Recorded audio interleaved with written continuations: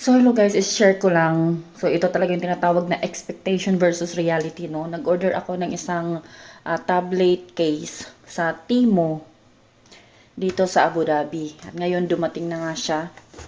Kasi yung tablet ko, wala kasi siyang case. So, para maging safe naman siya kahit paano. Kasi kahit saan ko na lang lalagay. So, binilhan ko siya ng parang tablet case. Bag, ganun. So, ngayon, dumating na nga.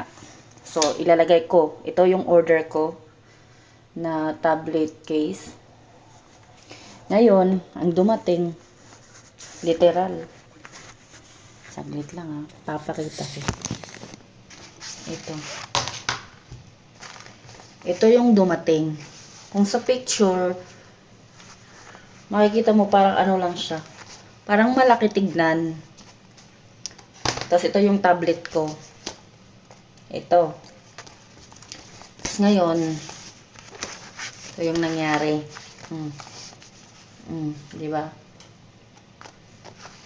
Gayahin natin yung nasa picture. Tapos ito pa. Nagigil ako sa Timo. Ayan. O, di ba? Kung ano yung nakita niyo sa picture, literal talaga na ganito pala siya. Diyos mio, Marimar. Diyos ko, paano may sasara to? Ayan. Literal na labas ulo, guys. Boob mo.